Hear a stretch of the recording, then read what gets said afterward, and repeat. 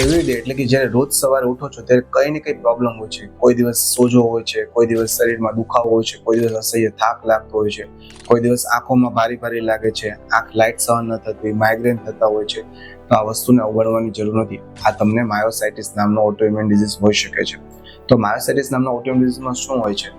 એના કારણે સ્નાયુમાં સતત સોજો હોય છે. તમારા બોડીના સેલ્સ તમારા સ્નાયુના ફાઇબર્સને નુકસાન પહોંચાડે છે. તેના કારણે તમને આખો દિવસ થાક લાગ્યા કરે છે, શરીરમાં વીકનેસ રહ્યા કરે છે. કોઈ પણ પ્રકારની સારવાર કરવાથી અથવા દુખાવાની દવા લેવાથી થોડોક સમય રાહત ફરી પાછો દુખાવો ચાલુ થાય છે. તો આ જે દુખાવો છે કોઈ જીમમાં જવાથી થતો દુખાવો નથી. આ એક પ્રકારનો ઓટોઇમ્યુન ડિઝીઝના સંકેત છે. જો તમે પણ રોગ જે જ આવા કોઈને કોઈ પ્રકારના સાઇન એન્ડ સિમ્પટમ્સ તમને જોવા મળે છે બોડીમાં, તો તેને અવગણશો નહીં.